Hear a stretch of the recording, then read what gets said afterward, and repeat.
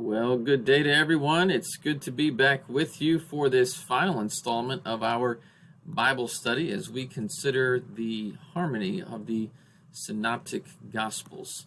Gotta tell you something. I actually recorded this lesson about 3 days ago, and after I'd finished recording about a 40-minute lesson, I went to download it. It only recorded about 5 seconds of the lesson. And so isn't that a perfect way to end my 2020 teaching series, where I have to re-record the lesson a second time? But hopefully the second time works, and although it's a little bit hard to get motivated to teach to a screen for the second time, we're going to go ahead and get through this. We're going to finish out 2020 with a study of the appearances of Jesus. All right, we studied in our last class about Jesus Christ, his death, his burial, his resurrection, and we focus specifically on the empty tomb portion of the resurrection. But today our focus is going to be on the individuals Jesus appeared to after he was raised from the dead. And so let's jump right into it and consider our study today. All right, this is from Kenneth Chumley. I thought it'd be good to start with his quote where he actually lists the various people to whom Jesus appeared. And so it says, the New Testament lists 11 distinct occasions on which Jesus appeared to his followers. First, to the women, verse 9 of Matthew 28. Second, to Mary Magdalene, which we read about in Mark 16, verses 9 through 11, John 20, 11 through 18. Third, he appears to Peter. Fourth, to Cleopas and his friend. Fifth, to the apostles when Thomas was absent. Sixth, he appears to the apostles, all of them, except for, of course, Judas. Seventh, he appears to several disciples at the Sea of Galilee. And ninth, he appears to 500 brethren. That's documented in 1 Corinthians 15 and verse 6. He also appears to James, and then he appears to the apostles at the time of the ascension, which is recorded at the end of Luke 24, but also in Acts chapter 1. Some of these appearances, Chumley writes, may have occurred simultaneously, but the fact that the appearances were limited to Jesus' followers may seem to curtail their value as certifying the fact of the resurrection. But as G.E. Ladd notes, those to whom Jesus appeared were not believers in his resurrection until he revealed himself alive. So what else would we expect? I mean, Jesus was dead. They saw him dead. They weren't believers in his resurrection at that time, but when he appeared to them, yes, they became believers. And yes, they wrote about it. And so we're going to consider those who were the eyewitnesses of his resurrection here today. So let's start with the first witness. It says, Mary stood outside by the tomb weeping, and as she wept, she stooped down and looked into the tomb. And she saw two angels in white sitting, one at the head and the other at the feet, where the body of Jesus had lain. Then they said to her, Woman, why are you weeping? And she said to them, Because they have taken away my Lord, and I do not know where they have laid him. Now when he rose, early on the first day of the week, he appeared first to Mary Magdalene, out of whom he had cast 7 demons. All right, so the first appearance of Jesus was to Mary Magdalene. Now, when she had said this, she turned around and saw Jesus standing there and did not know that it was Jesus. Jesus said to her, Woman, why are you weeping? Whom are you seeking? And she, supposing him to be the gardener, that makes sense, right? She doesn't expect someone that she saw dead 3 days ago to be walking around alive. So she assumes he must be somebody else. And she says, Sir, if you have carried him away, tell me where you have laid him, and I will take him away. Jesus said to her, Mary. She turned and said to him, Rabboni, which is to say, teacher. Jesus said to her, Do not cling to me. You can imagine the initial reaction is that Mary wants to run and grab hold of him. And he says, Do not cling to me, for I have not yet ascended to my Father. But go to my brethren and say to them, I am ascending to my Father and your Father, and to my God and to your God. Then they returned from the tomb, and as they went to tell his disciples, behold, Jesus met them, saying, Rejoice! So they came and held him by the feet and worshipped him. Then Jesus said to them, Do not be afraid. Go and tell my brethren to go to Galilee, and there they will see me. Now remember, this initially takes place in Jerusalem and outside of Jerusalem. But he tells the fishermen to go back up to Galilee. And so Jesus is going to make an appearance, not just initially in the area where he had been crucified and where these feasts had been taking place, but he's also going to be heading up to Galilee, this would indicate, where he will make another appearance. So it says it was Mary Magdalene, Joanna, Mary the mother of James, and the other women with them. So at least 4 women, but since that's in the plural, probably anywhere between 4 to 6 women. And it says, these women told these things to the apostles, those who had been with him, as they mourned and wept. Mary Magdalene came and told the disciples that she had seen the Lord and that he had spoken these things to her. And when they heard that he was alive and he had been seen by her, they did not believe. And their words seemed to them like idle tales. But Peter arose and ran to the tomb, and stooping down, he saw the linen cloths lying by themselves, and he departed, marveling to himself at what had happened. All right. It's important for us. This is our first question, which is found in the question sheets that are handed out at the church building, but also can be found on our website at lccoc.net. But it's important to realize our evidence for the resurrection of Jesus is not just an empty tomb. That's what we studied last week.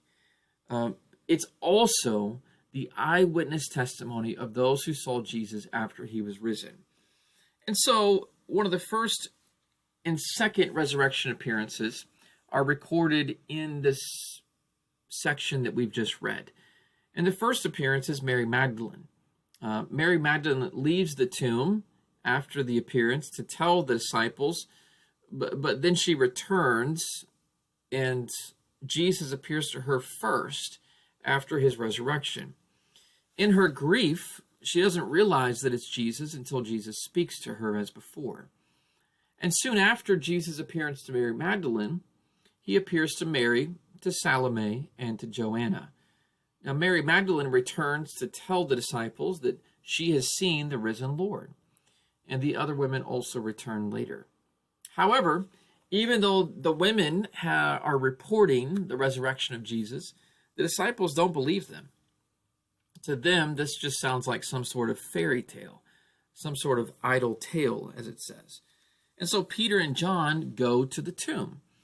Even though there's a spirit of disbelief among them, they go to the tomb to try to, figure out the evidence for themselves.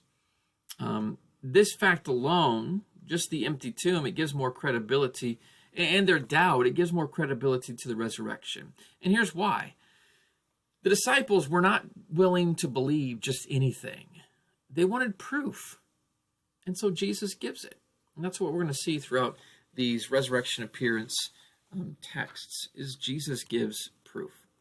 Well, while the women and while the disciples of Jesus are discovering the empty tomb, and while Jesus is appearing to them, the Jews are also discovering the empty tomb. And Matthew's account gives us a little bit of background about what's going on behind the scenes, not just from the disciples' point of view, but from the Jewish point of view. So it says, while they were going, behold, some of the guard came into the city and reported to the chief priests all the things that had happened. And when they had assembled with the elders and consulted together, they gave a large sum of money to the soldiers, saying, Tell them, his disciples came at night and stole him away while we slept. And if this comes to the governor's ears, we will appease him and make you secure. So they took the money and did as they were instructed. And this saying is commonly reported among the Jews until this day. Just as Matthew is the only account telling us of the guard, Matthew is the only account telling us of the resurrection, or the reaction, So here's the reaction. When they figure out the tomb is empty, they go back to the elders, all right? Because if anybody wanted to cover up this story, it would be the chief priests and the scribes and the elders, the one who wanted Jesus dead so badly. they're going to be the ones who want to cover up the resurrection so badly as well. And so after creating a conspiracy theory, the idea that the disciples must have come and stolen the body, they pay the soldiers to lie, and they promise to protect them. They promise, we'll go along with your story. The lie is simply this: the disciples came at night and stole the body away while we slept. Now, here's the problem with that lie. How do they know who came and who stole Jesus if they were sleeping? If you really think about that lie, this is how almost any lie works, by the way. If you really take a minute to think about it and cross-examine it, sometimes there's just some things that don't add up. And that doesn't add up. You know the disciples came and stole the body, and yet you were asleep. How do you know that then? So that's the false report, and that's some of the problems with the allegation. Wiersbe points this out as well. It says, between the chief priests, the elders, and the soldiers, they put together a story that would explain the empty tomb. The body was stolen. And by examining the story, we see that it actually proves the resurrection of Jesus Christ. If Jesus' body was stolen, then it was taken either by his friends or his enemies. His friends could not have done it, since they had left the scene and were convinced that Jesus was dead. His enemies would not steal his body because belief in his resurrection was what they were trying to prevent. So there's some things that just don't really add up with this conspiracy. He goes on to say they would have defeated their own purposes if they had removed his body. And if they had taken it, why did they not produce it and silence the witness of the early church? Anyone who stole the body would have taken the body in the grave clothes, yet the empty grave clothes were left in the tomb in an orderly manner, so this was hardly the scene of a grave robbery. And that's why I think when it says John examined the grave clothes, it says that he believed. He could see this wasn't a grave robbery. There was something miraculous and special that happened here, as is the case with Jesus so many times in his life. We'll go on and keep reading, and we read an account that we find primarily in Luke's gospel about the two individuals on the road to Emmaus to whom Jesus appeared.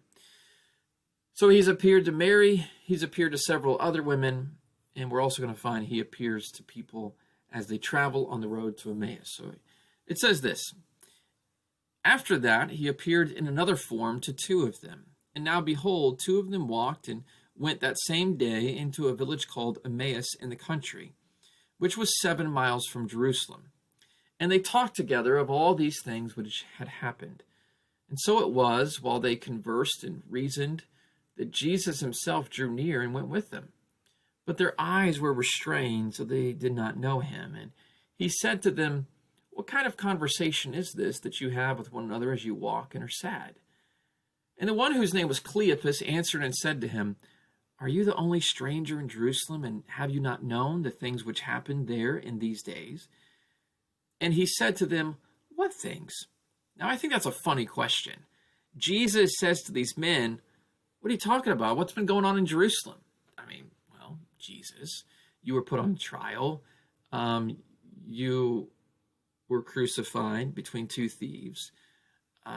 You died very quickly. Then there was earthquakes, and then there was resurrection of people from the graves. The veil of the temple was torn in two.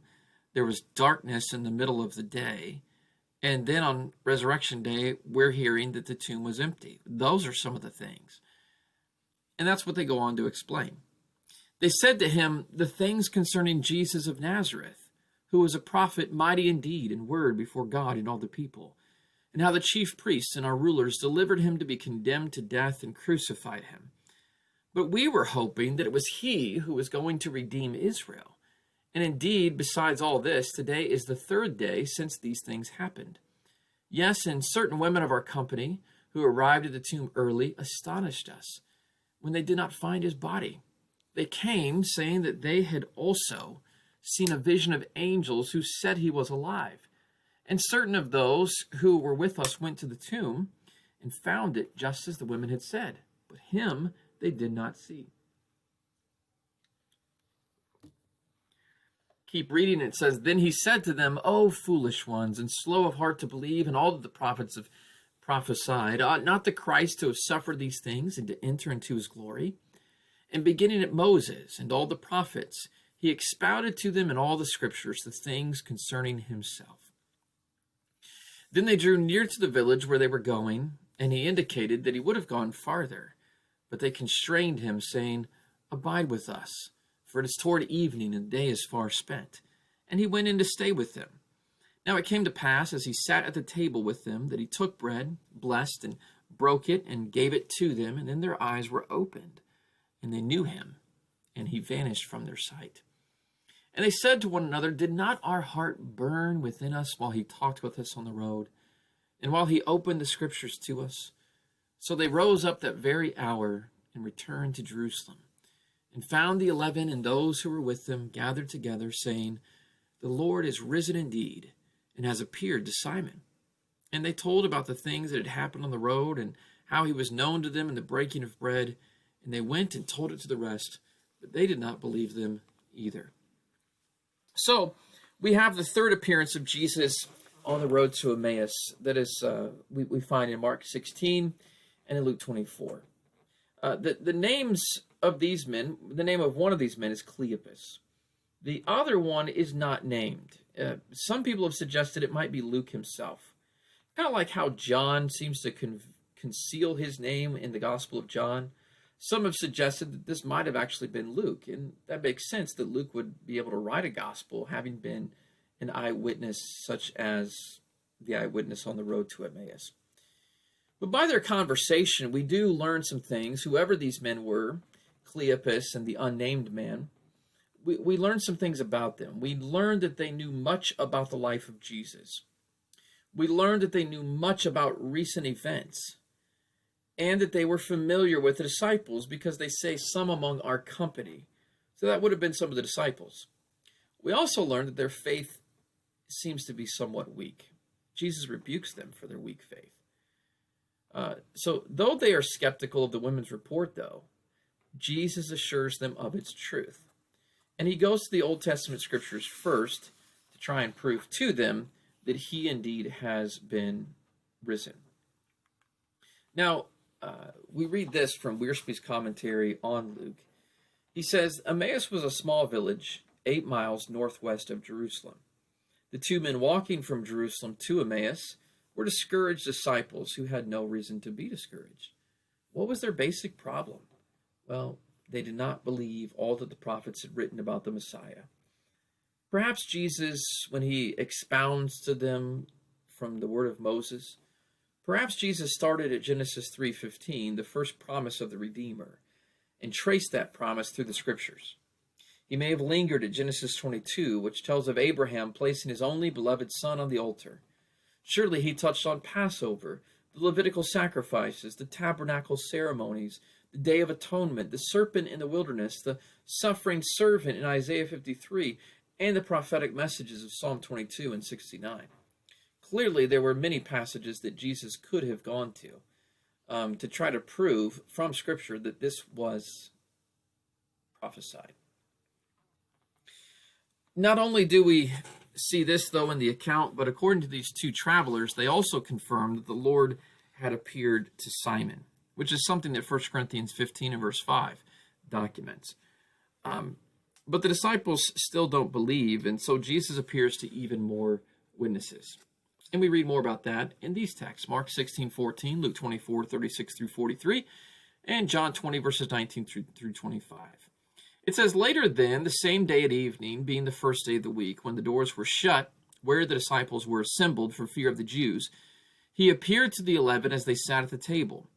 Now as they said these things, Jesus came himself and stood in the midst of them and said to them, Peace to you. But they were terrified and frightened, and supposed they had seen a spirit. And he said to them, Why are you troubled? Why did doubts arise in your hearts? Behold, my hands and my feet. It is I myself. Handle me and see, for a spirit does not have flesh and bones, as you see I have. When he had said this, he showed them his hands and his feet and his side. And then the disciples were glad when they saw the Lord. But while they still did not believe for joy and marveled, he said to them, "Have you any food here?" So they gave him a piece of a broiled fish and some honeycomb, and he took it and ate it in their presence, and rebuked their unbelief and their hardness of heart, because they did not believe those who had seen him after he had risen. So Jesus said to them again, "Peace to you. As the Father has sent me, I also send you." And when he had said this, he breathed on them and said to them, "Receive the Holy Spirit. If you forgive the sins of any, they are forgiven them. If you retain the sins of any, they are retained." Now Thomas, called the twin, one of the 12, was not with them when Jesus came. And the other disciples therefore said to him, "We have seen the Lord." So the fourth resurrection appearance of Jesus is noted in the parallel accounts of Mark 16:14, Luke 24:36 through 43, and John 20:19 through 25. As we consider who's gathered together in this particular instance, it's clear that the apostles are there. All of the apostles are gathered together. And yet they're still unbelieving. They still have a hard time believing what they've seen.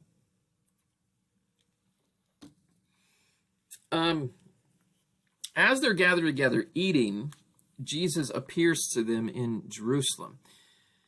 And it would seem their initial reaction is they thought, this is just a ghost. This is just a spirit. And Jesus makes it clear to them, I'm not a ghost. I'm not a spirit. He actually eats food in front of them to try and point out that this is not just a hallucination. I'm not just a ghost. I'm a real person.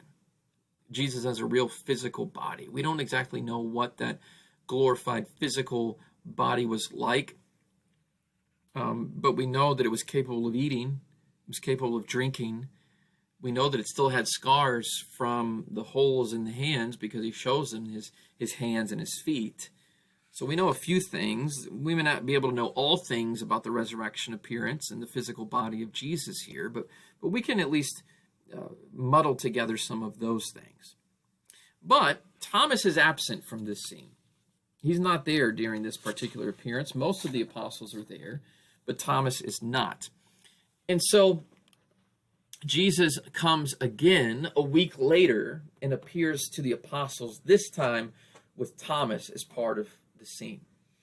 And so he said to them, this is Thomas speaking to the apostles, "Unless I see in his hands the print of the nails and put my finger into his side, I will not believe."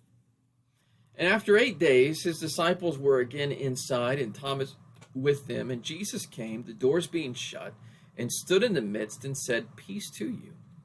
And he said to Thomas, "Reach your finger here and look at my hands, and reach your hand here and put it into my side. Do not be unbelieving, but believing." Thomas answered and said to him, "My Lord and my God." Jesus said to him, "Thomas, because you have seen me, you have believed. But blessed are those who have not seen and yet have believed." And truly Jesus did many other signs in the presence of his disciples, which are not written in this book. But these are written that you may believe that Jesus is the Christ, the Son of God, and that believing you may have life in his name. All right, so Thomas wanted the opportunity to research the body of Jesus himself. And one of the beautiful things about Jesus here is that Jesus kindly provides it. And that may be a lesson to us too. That there may be some people who doubt, some people who want more evidence. And so be willing to provide it. There's lots of material on evidences. There's a lot of information out there that can help us be more convicted in our faith. And so when people want more evidence, go ahead and try to provide more evidence. After examining the evidence, Thomas makes the great confession. McGarvey says of Thomas in his confession, he says, "We have here the first confession of Christ post-resurrection. The first confession of Christ is God." And it should be said in Thomas's favor that if his doubts were heaviest, his confession of faith was the fullest. A lot of times we speak of Thomas being doubting Thomas, but Thomas is clearly believing Thomas in this passage. And we need to give him some credit for that. So, as we go on, we read John 21, 1 through 25. I'm not actually going to read this entire chapter to you. I am going to read these first 3 verses, though, because I want you to see who Jesus appeared to. After all these things, Jesus showed himself to the disciples at the Sea of Tiberias, and this is the way he showed himself. This is to whom he showed himself. Simon Peter was there, Thomas called the twin, Nathanael of Cana in Galilee, the sons of Zebedee, there's 5, and 2 others of his disciples were gathered together. Count that up, and that's 7 people. 7 people who had gone fishing with Simon, who hadn't caught anything, and then Jesus performs a miracle, and they instantly realize who it is, and he appears to these people in this particular instance. The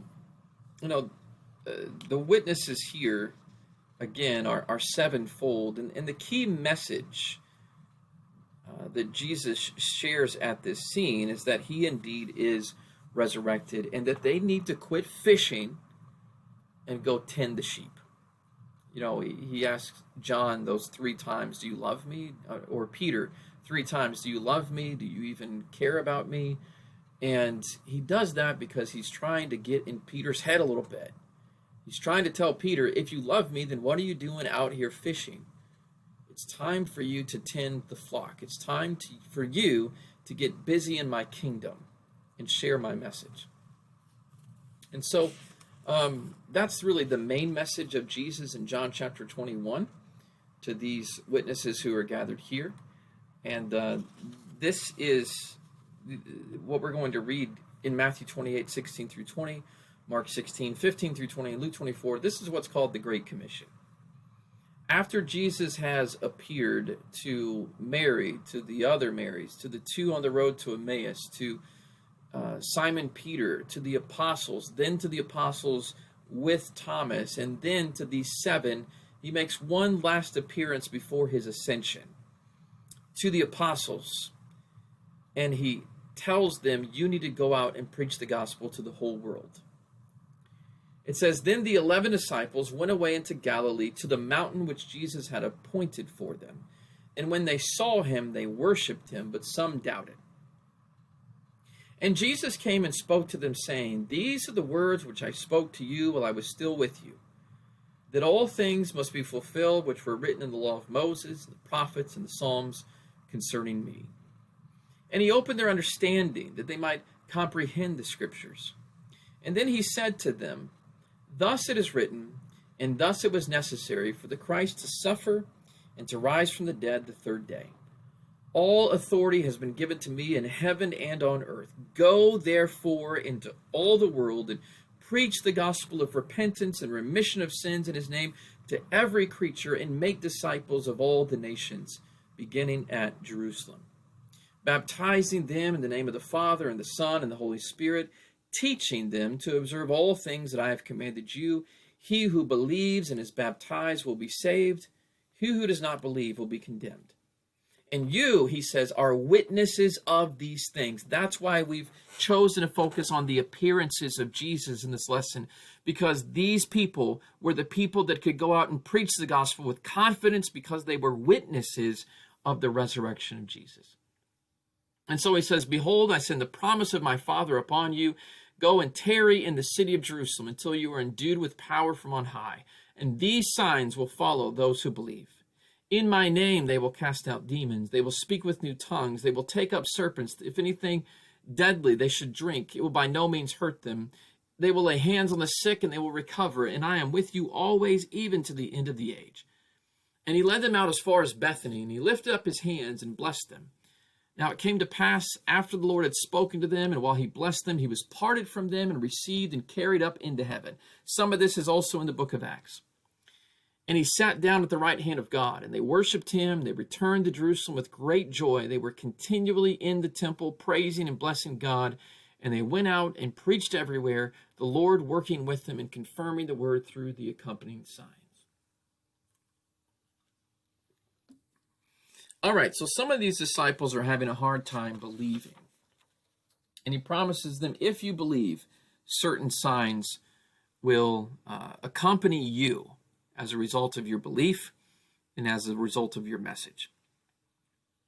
And this last section of text here basically shares the Great Commission of Jesus that he gives to his apostles that they would share with the world. This Great Commission was this, that they were to preach the gospel, and the gospel was that of a dead, buried, and risen Savior. And it was to be believed that Jesus was the Son of God. It also meant that if Jesus was Son of God, that Jesus needed to be obeyed, and believers needed to turn from their sins and be baptized into Jesus for salvation. That's really the message of the Great Commission. That's the message of the gospel. And that was the message that the apostles were supposed to carry into the world. And so that really concludes our lesson here today. We could talk in a lot more detail about so many sections of text from this, but what I really wanted you to see was these resurrection appearances. You have the first resurrection appearance of Jesus to Mary Magdalene. You have the second resurrection appearance of Jesus to the other women. You have the third resurrection appearance of Jesus on the road to Emmaus. You have another resurrection appearance of Jesus to the disciples who were kind of hiding out in the upper room. Then you have another appearance of Jesus to his apostles in the area of Galilee. And this time Thomas is there. You have another appearance as they meet in Galilee as well, perhaps this time by the seaside. You have another appearance in near the Mount of Olives where Jesus ascends. And then something we didn't touch on in the Gospels, but we find in the book of Acts. You have another appearance of Jesus to Saul of Tarsus on the road to Damascus, who also becomes a witness of his resurrection. So 8 appearances, multiple people, over 500 people documented in 1 Corinthians 15. All of that written so that we can have confidence that when we hear of the message of the dead, buried, and risen Jesus, we can have confidence that he did indeed rise from the dead. I thank you for a great study. If you've been with us from the first study all the way to this last study, I hope that what we've studied has been beneficial to you and has helped you get to know Jesus better and have a closer relationship with him, have a deeper appreciation for him and what he has done for us and how he lived. And I hope that you'll share. Just like he taught his disciples to do, who were his first eyewitnesses, I hope that you will share the message and the gospel and the good news of Jesus with our lost world. Thank you.